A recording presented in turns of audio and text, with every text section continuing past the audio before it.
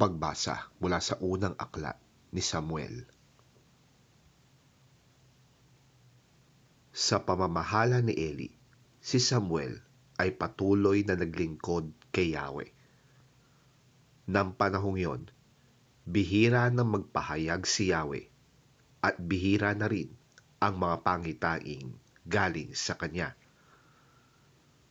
Malabo na noon ang mata ni Eli. Minsan, natutulog siya sa kanyang silid. Si Samuel ay natutulog naman sa santuaryo kung saan naroroon din ang kabanantipan. Bago magmadaling araw at may sindi pa ang ilawan sa santuaryo, siya'y tinawag ni Yahweh. Samuel, Samuel. Narito po ako, sagot niya. Patakbo siyang lumapit kay Eli at sinabi, Bakit po? Sinabi ni Eli, Hindi kita tinatawag. Matulog ka na uli. Nagbalik nga siya sa kanyang higaan. Subalit, tinawag siyang muli ni Yahweh. Samuel. Bumangon siya, lumapit muli kay Eli at nagtanong, Tinatawag po ba ninyo ako? Sinabi ni Eli, Hindi kita tinatawag, anak. Matulog ka na. Hindi pa kilala noon ni Samuel si Yahweh, sapagkat hindi pa ito nagpahayag sa kanya.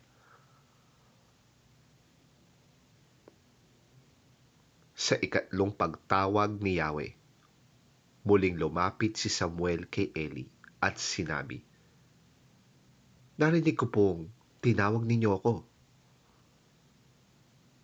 Sa pagkakataong yon, naunawaan ni Eli na si Yahweh ang tumatawag sa bata.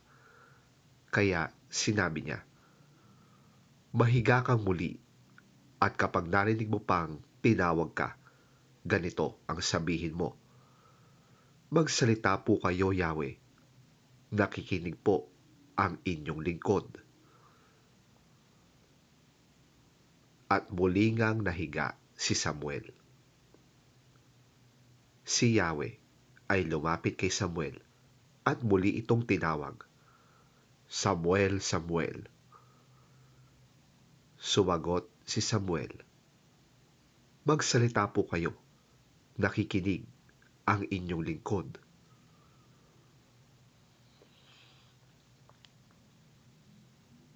Habang lumalaki si Samuel, patuloy siyang pinapatnubayan ni Yahweh at nagkakatotoo ang lahat ng sinasabi niya.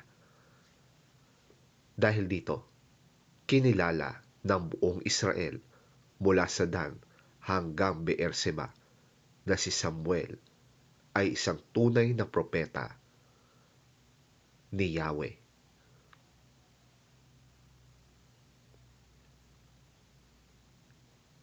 Ang salita ng Diyos. Salamat sa Diyos.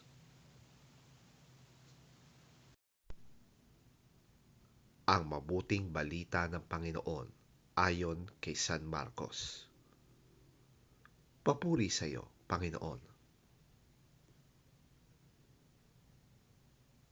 Mula sa sinagoga, si Jesus kasama sina Santiago at Juan ay nagtuloy agad sa bahay ni Simon at Andres.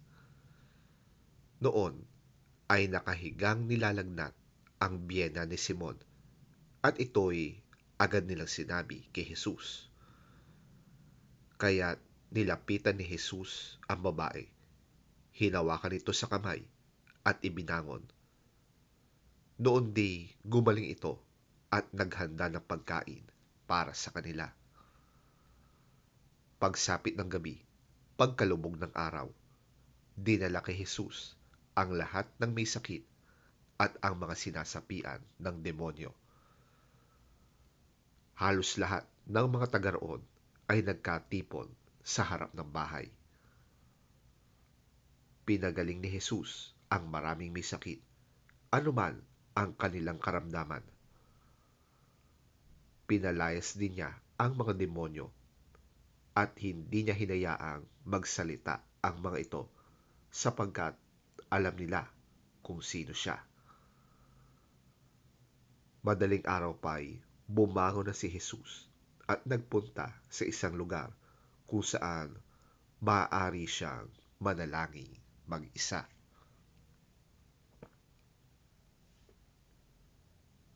Hinanap siya ni Simon at ng mga kasama nito, at nang matagpuan siya ay sinabi nila, "Hinahanap po kayo ng mga tao."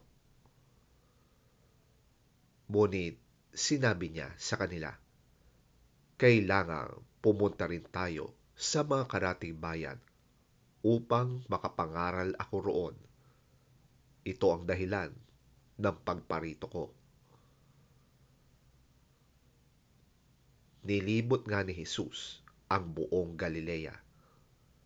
Nangaral siya sa kanilang mga sinagoga at nagpalayas ng mga demonyo.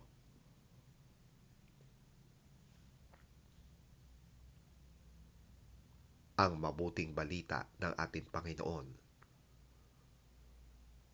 Pinupuri ka namin, Panginoong Hesukristo. As soon as they left the synagogue, they went with James and John to the home of Simon and Andrew.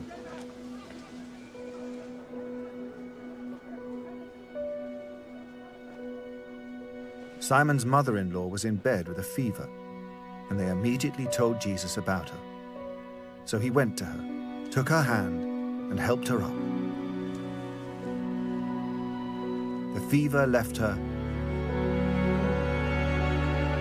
and she began to wait on them.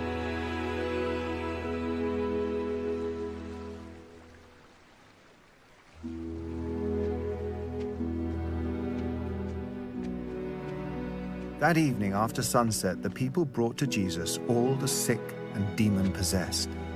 The whole town gathered at the door, and Jesus healed many who had various diseases.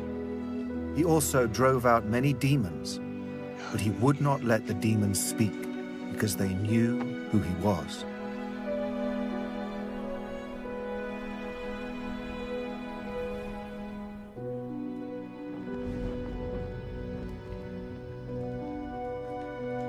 Very early in the morning, while it was still dark, Jesus got up, left the house, and went off to a solitary place where he prayed.